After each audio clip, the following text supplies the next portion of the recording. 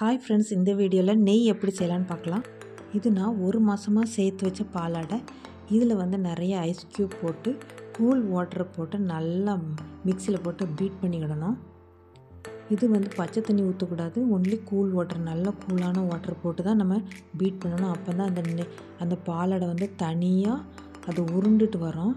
இல்லைனாக்கி இதெல்லாம் மிக்ஸ் ஆகி கரைஞ்சிரும். அதனால நல்ல கூல் வாட்டர் ஃப்ரிட்ஜில் நீங்கள் ஸ்டோர் பண்ணி வச்சுட்டு அதுக்கப்புறமா இது செய்யுங்க.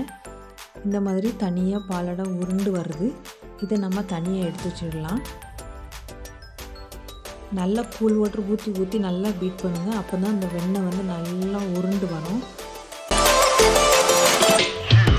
இது ஒரு மாதமாக நம்ம ஸ்டோர் பண்ணாலும் கொஞ்சம் ஸ்மெல் இருக்கும் பார்த்துக்கோங்க. அதனால நல்ல கூல் வாட்டர் ஊற்றி நல்லா கழுவிட்டே இருக்கணும்.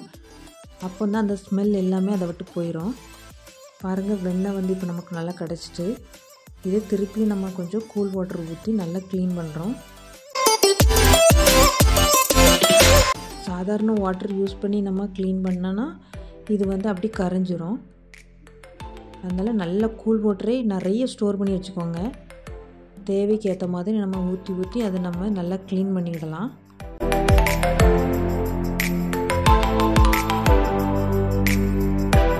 இப்படி நல்லா க்ளீன் பண்ணி எடுத்துட்டு தனியாக ஒரு பாத்திரத்தில் எடுத்து வச்சுக்கோங்க.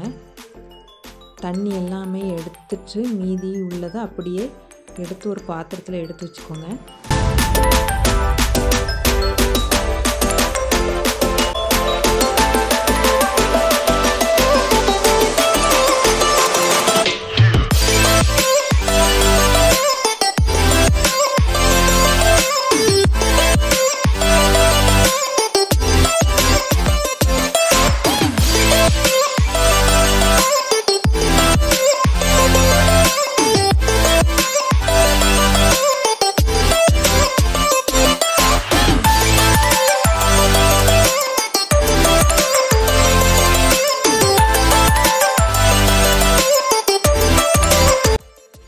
இப்போ நமக்கு வெண்ணெய் நல்லா ரெடி ஆகிட்டு முருங்கையில் இப்போ பறிச்சுக்கிடலாம். நல்லா நெய் உருக்கும் போது முருங்கையில் போட்டு உருக்கினா ரொம்ப வாசமாக இருக்கும். இப்போ அடுப்பில் வச்சாச்சு. இந்த வெண்ணெயை நம்ம உருக்க போகிறோம். இப்போ வெண்ணெய் மெல்ட் ஆகிட்டே இருக்குது.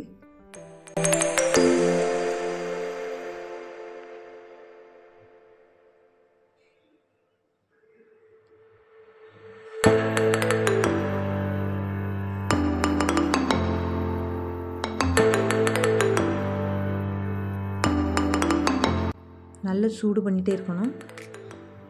வெண்ணெய் நல்லா மெல்ட் ஆகி ஃபுல்லாக நல்லா மெல்ட் ஆனோடனே நம்ம பறித்து வச்ச அந்த முருங்கையில் போட்டால் வாசமாக இருக்கும்.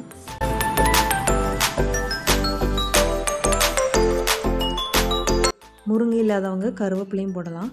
இப்போ அதை நான் உருக்கின எண்ணெயை நான் ஃபில்டர் பண்ணி எடுத்து வச்சுருக்கிறேன்.